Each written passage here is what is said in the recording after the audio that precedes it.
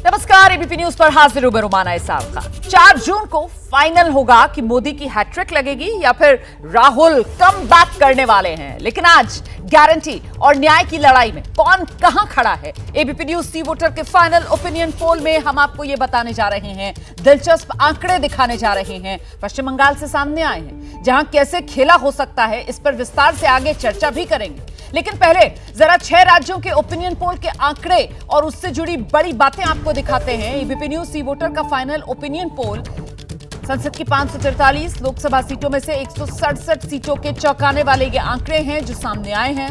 तमिलनाडु, केरल, कर्नाटक, दक्षिण के ये 3 राज्य, उत्तर में पंजाब, राजस्थान, पूरब में पश्चिम बंगाल। फाइनल ओपिनियन पोल का आंकड़ा, इंडिया गठबंधन को 97, एनडीए को 70 सीटें मिलने का अनुमान।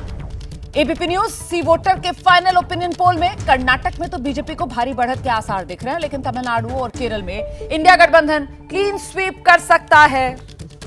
कुल मिलाकर ये वो तस्वीर है जो उभर रही है, और ये जो तस्वीर उभरी है एबीपी न्यूज सी वोटर के इस ओपिनियन पोल में 543 लोकसभा सीटें, जिसमें से 167 लोकसभा सीटों का पूरा लेखा जोखा हम आपके सामने रख चुके हैं, और इसी को सिलसिलेवार तरीके से मैं आपको बताती हूं। शुरुआत करते हैं राज्य दर राज्य। अब मैं आपको जो ओपिनियन पोल में वोट शेयर और सीटों का आंकड़ा सामने आया है उसकी जानकारी दूंगी। देखिए, केरल से हम शुरुआत करने जा रहे हैं। 20 लोकसभा सीटें हैं केरल में, और ऐसे में वोट शेयर का जो अनुमान मिल रहा है, एनडीए के खाते में 21% वोट शेयर जाता हुआ, इंडिया गठबंधन 43% वोट शेयर के साथ सबसे आगे बड़ी बढ़त के साथ। एलडीएफ जो है, मतलब जो लेफ्ट वाला गठबंधन है, इसे इंडिया की जगह अगर यूडीएफ के तौर पर मैं कहूं तो ज्यादा बेहतर रहेगा, कांग्रेस का गठबंधन है, और ये लेफ्ट वाला गठबंधन 31% वोट शेयर इसके खाते में जाता हुआ। अब ये जो वोट शेयर का मामला है, ये सीटों में किस लिहाज से तब्दील हो रहा है। केरल की 20 लोकसभा सीटों वाला नंबर अब आपके सामने टेलीविजन स्क्रीन पर हम लेकर आ रहे हैं। 20 की 20 लोकसभा सीटें कांग्रेस गठबंधन के खाते में जाने का अनुमान। एबीपी न्यूज सी वोटर का ये ओपिनियन पोल का बड़ा आंकड़ा, मतलब 2019 बेहतर तरीके से रिपीट करता हुआ कांग्रेस गठबंधन केरल में नजर आ रहा है। आगे बढ़ेंगे।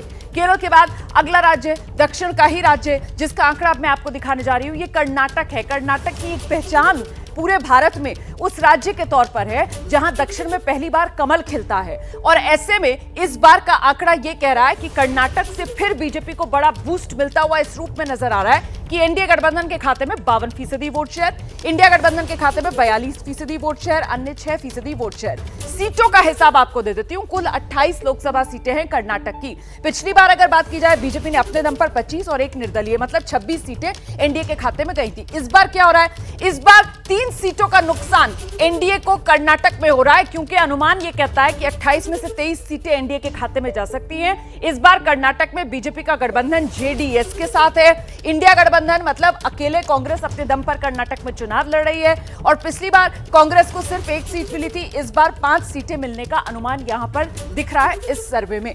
आगे बढ़ेंगे। एक और दक्षिण का राज्य है, तमिलनाडु है। तमिलनाडु जहां 39 लोकसभा सीटें, और यहां जो वोट शेयर सामने निकल कर आ रहा है, इंडिया गठबंधन 52%, एनडीए 19%, एलडीएफ 23%, अन्य के खाते में 6% वोट शेयर जाता हुआ नजर आ रहा है। और अगर इन 39 सीटों के हिसाब से देखा जाए तो फिर जो बड़ी तस्वीर तमिलनाडु से उभर रही है, एनडीए खाता भी नहीं खोल पा रहा तमिलनाडु में, और इंडिया गठबंधन 39 की 39 सीटें अपने खाते में लेकर जाता हुआ नजर आ रहा है। यहां तमिलनाडु में 39 में से 9 सीटें ऐसी हैं जिस पर कांग्रेस लड़ रही है, 9 की 9 सीटें कांग्रेस जीत रही है, और डीएमके और अन्य साथी जो हैं वो बाकी बची 30 सीटों पर चुनाव लड़ रहे हैं। अब बारी आती है राजस्थान की। 2014 लोकसभा चुनाव हो, 2019 लोकसभा चुनाव हो, जिस तरीके से क्लीन स्वीप बीजेपी करती आई है राजस्थान में, एक बार फिर 2024 के लिए राजस्थान में वही अनुमान, 25 की 25 सीटें एनडीए के खाते में राजस्थान की जाती हुई नजर आ रही हैं। तो ये बड़ी तस्वीर अलग अलग राज्यों के आपके सामने हमने रखी।